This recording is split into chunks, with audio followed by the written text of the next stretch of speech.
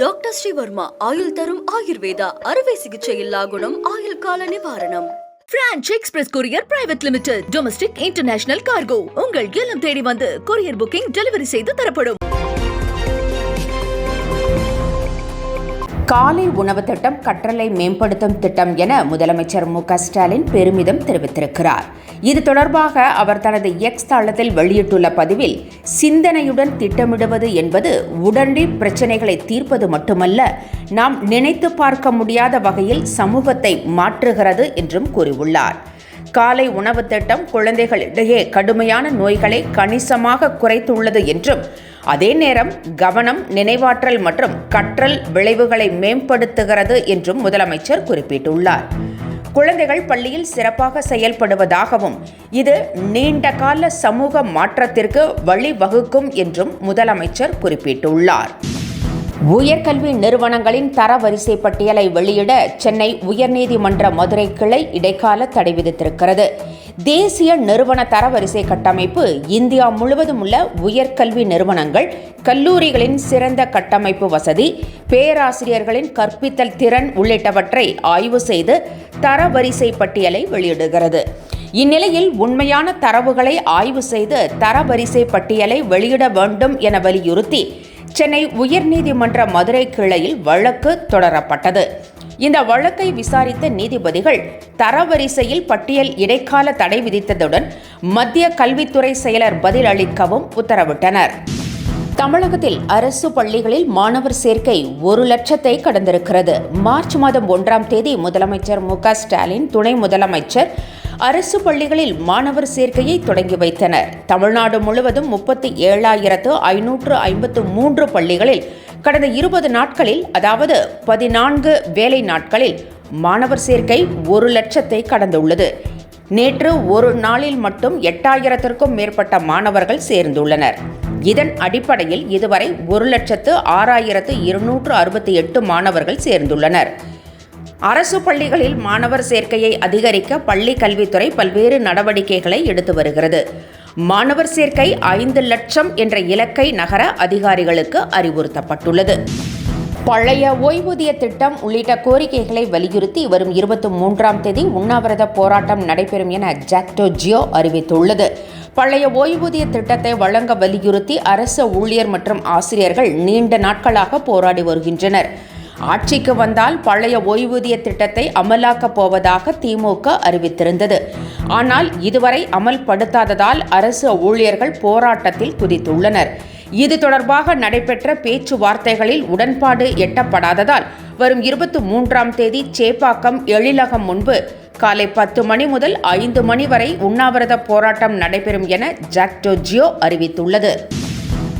ராஜா தமிழகத்திற்கு பிடித்த 7.5 நாட்டு சனி என அமைச்சர் சேகர் பாபு விமர்சித்திருக்கிறார். திமுக ஆட்சியில் தமிழ்நாடு அமைதி பூங்காவாக இருப்பதை பாஜக விரும்பவில்லை என்றும், தமிழக அரசை விமர்சிக்கும் ராஜா நாட்டிற்கு பிடித்த 7.5 சனி என்றும் அமைச்சர் கூறியுள்ளார். அப்பாவி தொண்டர்களை தூண்டிவிட்டு சட்டம் ஒழுங்கை கெடுக்க முயற்சிப்பதாகவும் அவர் குற்றம் சாட்டியுள்ளார். பாஜகவோடு எந்த மோதலுக்கும் திமுக தயாராக இருப்பதாகவும் அமைச்சர் சேகர் பாபு சவால் விடுத்துள்ளார். விஜய் ஒரு நாள் களத்திற்கு வந்து போராடித்தான் ஆக வேண்டும் என சீமான் கூறியுள்ளார். தமிழக வெற்றிக் கழகம் கட்சியை தொடங்கியுள்ள விஜய் நேரடியாக அரசியலுக்கு வராமல் ஒர்க் ஃப்ரம் ஹோம் என்ற முறையில் அரசியல் நடத்துவதாக பல்வேறு தரப்பினரும் புகார் தெரிவித்து வருகின்றனர். அண்மை காலமாக விஜயை பாஜக கடுமையாக விமர்சித்து வருகிறது. விஜய் எந்த பிரச்சனைக்கு போராட களத்திற்கு வருவதில்லை என்றும், நடிகைகளின் இடுப்பை கிள்ளிக்கொண்டு அரசியல் செய்வதாகவும் அண்ணாமலை விமர்சித்திருந்தார். இது பற்றி கருத்து தெரிவித்த சீமான், விஜயின் தொழில் அப்படி இருப்பதால் அவர் நேரடியாக களத்திற்கு வர முடியாமல் இருக்கலாம் என்றும், ஆனால் ஒரு நாள் களத்திற்கு வந்துதான் ஆக வேண்டும் என்றும் குறிப்பிட்டுள்ளார். நாடு முழுவதும் சாதிவாரி கணக்கெடுப்பை நிச்சயம் நடத்தி காட்டுவோம் என ராகுல் பேசியுள்ளார். தமிழகத்தை பொறுத்தவரை சாதிவாரி கணக்கெடுப்பை மத்திய அரசுதான் நடத்த வேண்டும் என திமுக அரசு திட்டவட்டமாக தெரிவித்துவிட்டது.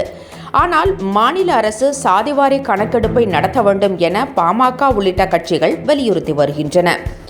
மாநிலங்களவையில் எழுப்பிய கேள்விக்கு சாதிவாரி கணக்கெடுப்பு குறித்து தமிழக அரசிடம் இருந்து எந்த ஒரு கோரிக்கையும் வரவில்லை என மத்திய அரசு தெரிவித்துவிட்டதாக அன்புமணி கூறியிருந்தார். மேலும் சாதிவாரி கணக்கெடுப்பை நடத்த திமுக அரசு ஏன் தயங்குகிறது என்றும் அவர் கேள்வி எழுப்பியிருந்தார். இந்நிலையில் நாட்டில் சாதிவாரி கணக்கெடுப்பை நிச்சயம் நடத்துவோம் என ராகுல் பேசியிருப்பது திமுகவிற்கு நெருக்கடியை கொடுத்திருக்கிறது. விதிமுறைகளை மீறியதாக திமுக எம்பிக்கள் 10 பேரை இடைநீக்கம் செய்வது தொடர்பாக இன்று முடிவு செய்யப்படும் என தகவல் வெளியாகியுள்ளது. தொகுதி மறுவரையறை தொடர்பாக நாடாளுமன்றத்தில் விவாதிக்க வேண்டும் என திமுக தொடர்ந்து வலியுறுத்தி வருகிறது. ஆனால் இதற்கு மத்திய அரசு மறுப்பு தெரிவித்து விட்டதால் அதை கண்டித்து திமுக மற்றும் எதிர்க்கட்சிகள் தொடர்ந்து போராடி வருகின்றன. நாடாளுமன்றத்தில் இதை தொடர்ந்து வலியுறுத்தி வருவதுடன் சட்டப்பேரவை நாடாளுமன்ற வளாகத்திலும் போராட்டங்களை திமுக எம்பிக்கள் நடத்தி வருகின்றனர். இந்நிலையில் தொகுதி மறுவரையறையில் தமிழ்நாடு வெல்லும், தமிழ்நாடு போராடும் என வாசகங்கள் அடங்கிய டி-ஷர்ட்டுகளை அணிந்து திமுகவினர் அவைக்கு வந்ததால் மக்களவை சபாநாயகர் ஓம் பிரகாஷ் அவர்களை கண்டித்து ஆடையை மாற்றிக்கொண்டு வரும்படி உத்தரவிட்டார். இந்நிகழ்வு பெரும் சர்ச்சையை ஏற்படுத்தியுள்ள நிலையில் திமுக எம்பிக்களை சஸ்பெண்ட் செய்வது குறித்து இன்று முடிவு எடுக்கப்படும் என தகவல்கள் தெரிவிக்கின்றன.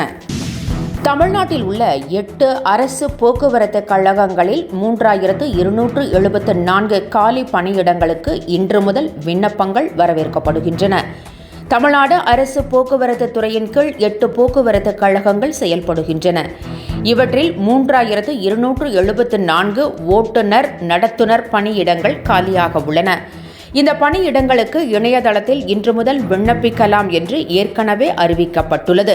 எழுத்துத் தேர்வு, செய்முறை தேர்வு, நேர்முக தேர்வு என தகுதியின் அடிப்படையில் பணியாளர்கள் தேர்வு செய்யப்படுவார்கள். தென் தமிழகம் மற்றும் அதனை சுற்றி உள்ள பகுதிகளில் அடுத்த 6 நாட்களுக்கு மழை பெய்யக்கூடும் என வானிலை ஆய்வு மையம் அறிவித்திருக்கிறது. தென் தமிழகம் மற்றும் அதனை ஒட்டி உள்ள பகுதிகளில் ஒரு வளிமண்டல மேலடுக்கு சுழற்சி நிலவுவதால் தமிழகத்தில் அடுத்த 6 நாட்களுக்கு மழை பெய்யக்கூடும் என சென்னை வானிலை ஆய்வு மையம் தெரிவித்திருக்கிறது. இன்று முதல் மார்ச் 26ஆம் தேதி வரை தமிழகத்தில் ஓரிரு இடங்களிலும், புதுவை மற்றும் காரைக்காலில் சில பகுதிகளிலும் லேசானது முதல் மிதமானது வரை மழை பெய்யக்கூடும் என வானிலை ஆய்வு மையம் கணித்திருக்கிறது. மக்கள் தங்கள் வங்கி முதலீடுகளை பங்குச்சந்தைக்கு மாற்றுவதில் மிகவும் எச்சரிக்கையாக இருக்க வேண்டும் என பொருளாதார நிபுணர்கள் அறிவுறுத்தியுள்ளனர். முதலீடுகளை பங்குச்சந்தைக்கு மாற்றுவது ஆபத்தான செயல் என மத்திய அரசு எச்சரித்திருந்தது.